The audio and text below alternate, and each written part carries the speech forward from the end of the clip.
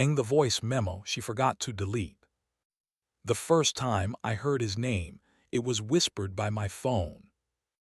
It was a Sunday that smelled like oranges and dust.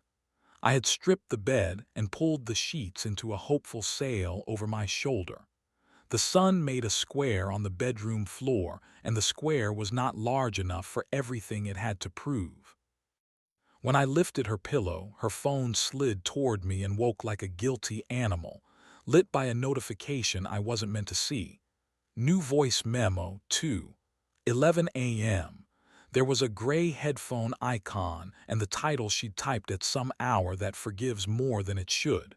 For later. I could have put it back. Love is full of places to turn around. Instead, I dug my finger under the corner of the screen and pressed play. Static first, the soft hush of a room learning to be air, then her laugh, the one she cuts off with her teeth when she's trying not to be a person about it. "Say it again," she whispered, and a man's voice, close to the mic and confident about being answered, said my name. Not Tara's the way bank clerks say it, flat and respectful, but pulled into two warm syllables like a secret. After the first startled second, the words came out of me easier than I wanted them to. I put the phone down as if setting a bird back into its nest could teach it not to fly. I told myself I had misunderstood. I told myself people rehearse things. I told myself the language of sleep talks with its hands. I made coffee loudly enough to be a story. She came into the kitchen in my shirt and the posture of someone who wakes without resenting it. She kissed the place my jaw tries to be difficult and smiled like a person downtown who already knows which train will arrive. "You're up early," she said, taking the mug I hadn't offered her and drinking it as if I had. "I found your list," I said, pointing at the phone, "for the store." Her face did not change. This is the kind of skill you don't list on a resume. She scrolled the screen like a pianist touching a new piano and set the phone face down by the oranges. "We need basil," she said, "and soap." We were good at ordinary. I ironed pillowcases on Sundays because flat cotton felt like a promise heat can keep. She slept with her palms splayed over my ribs like she was taking attendance of my breath.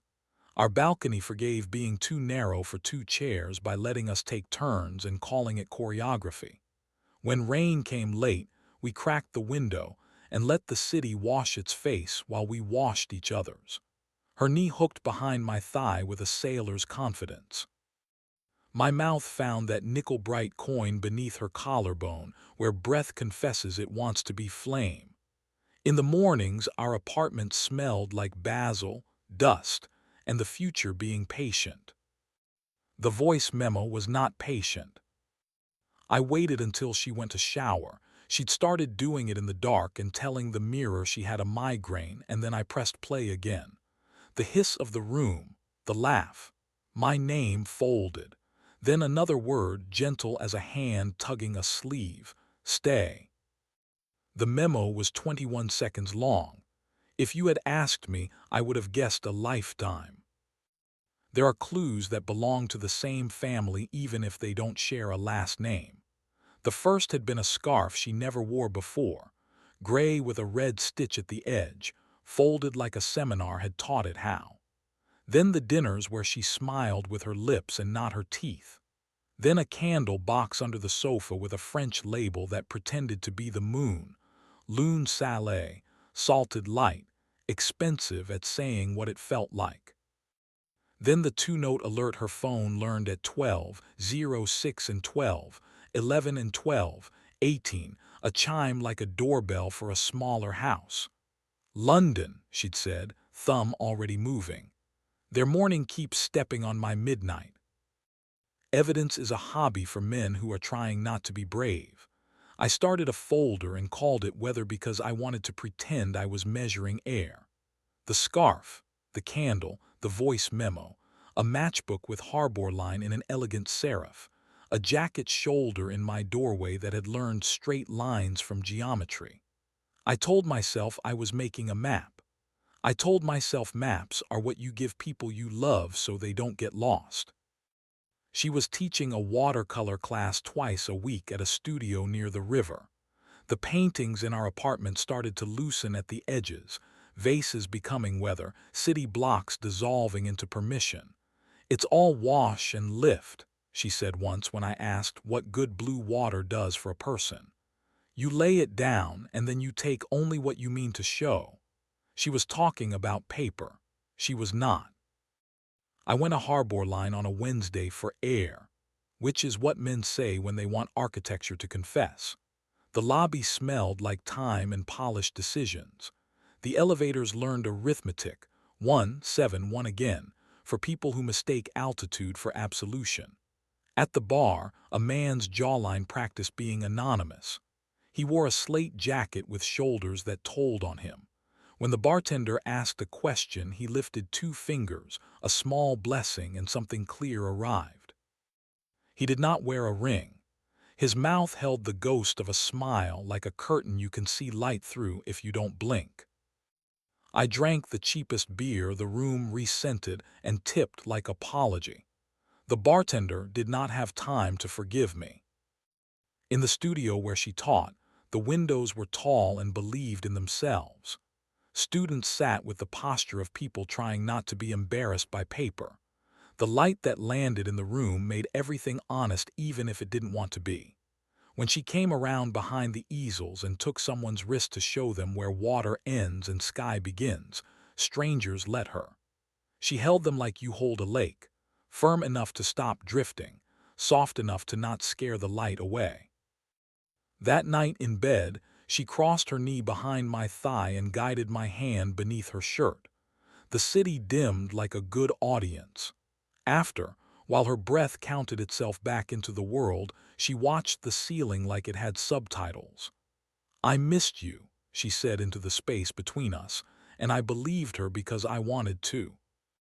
At 2:04 a.m. my phone vibrated with the politeness of a clerk. Doorbell, face recognized. The clip was 30 seconds of grain and confidence. The slate jacket leaned his cheek near the lens, close enough to fog it. Behind him, the quick shadow of a person who had learned how to walk in a way that didn't wake mugs. The lock made the sound metal makes when it forgives you. In the morning, I made coffee for a man I had decided to be. "We're out of basil," I said. She kissed me with accurate affection and wrote basil on a list like gratitude had a font. "And soap," she added. "We are a sophisticated household." "Who is Milo?" I asked. She looked up, pencil still in the air. She is good at this, not lying exactly but rearranging time. "A student," she said. "From Tuesday, he doesn't use enough water." "Most people don't," I said. The voice memo sat where I'd found it, a small door in a square. I did not press play again, not because I had won but because some losses don't need practice. On Sunday, I asked her brother and our friend Nadia to come to dinner. Courage likes even numbers. I cooked long pasta and told salt to behave itself. When they arrived, the apartment tried to be a room where only good things happen. We ate and let laughter carry the plates. After, I mirrored the doorbell clip to the television. The camera did its neat rectangle around the jaw like it was teaching a class. "We should talk privately," she said immediately, as if we could move the furniture and keep the weather. "We will," I said, "but I need witnesses that I didn't dream a welcome." They left us in a room that knew how to keep heat. She picked up her phone and scrolled the way people do when they are trying to pull a thorn out without looking. The voice memo blinked at us innocently. She touched it with her nail and did not press play. "I told myself it was a hallway," she said finally.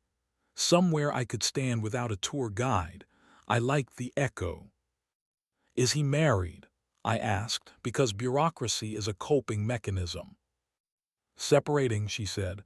"A son, 8. "Do you love him?" The word is small until you bring it a chair. She looked at the ceiling crack that looks like a river refusing to choose a mouth. I love who I am when I stop narrating, she said. With you, I started describing myself from outside, like I owed footnotes to every heat. He turned the placards around and said he believed the painting without the text. I loved us like architecture, she added softer. I wanted weather. There is a kind of silence that is not absence but math, what remains when you carry everything you can and put the rest down carefully.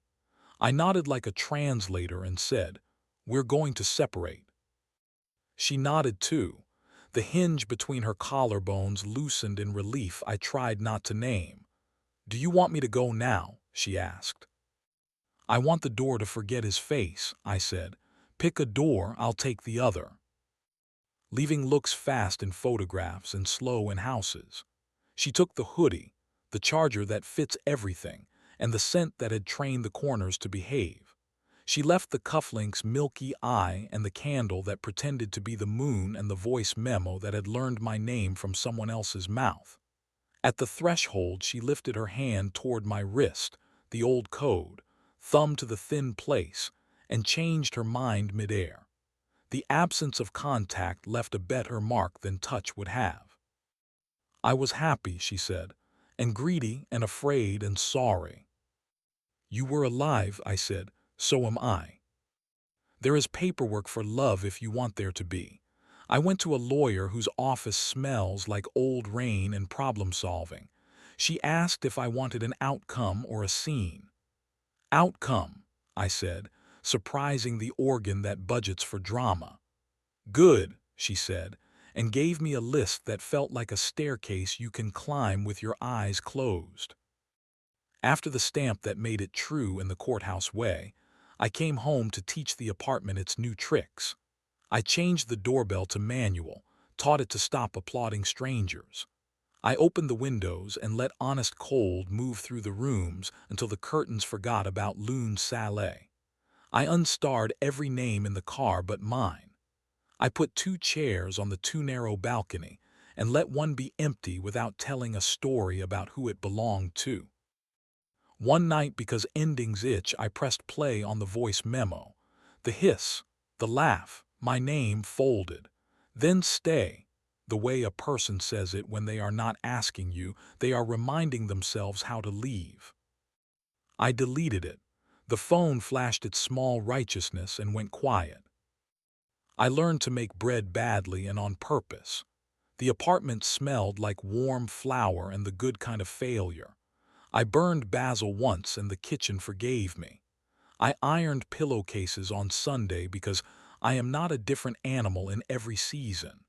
When rain came, I still opened the window to hear the city wash its face, and sometimes the air felt like a mouth that remembered me. Months later, I walked into the studio to bring her a scarf she'd forgot to take with her on a day the river practiced being silver. She wasn't there. Students were bent over paper, laying down oceans and lifting the parts they meant to keep. The light fell into the room and made everybody honest even if they didn't want to be. On the teacher's table a note: wash, lift, leave. I went home and put the scarf in a drawer with the cufflink. The drawer is full of things that belong to the same family even if they don't share a last name. I close it gently so they don't talk to each other at night. Sometimes, out of mischief or mercy, I sit on the balcony and let my hand rest where hers used to, the place my wrist knows as home. I press my thumb there, the old code, and answer myself. Here, here, here. The doorbell has not learned a new face since. The app asks me sometimes if I want to improve recognition by sharing clips. I tell it no. I teach the house the kind of remembering that makes sense to me. Basil, dust, a laugh that belongs to the room I'm in. If the door ever again tries to welcome someone I didn't teach it to know, I will show it the rule I gave the man living here. Not tonight. Not anymore. If you asked me what we were in the end, I would say we were a good painting of weather. Wash, lift, leave. You lay it down. You take only what you mean to show. You learn to look at the space where the water was and call it a kind of sky.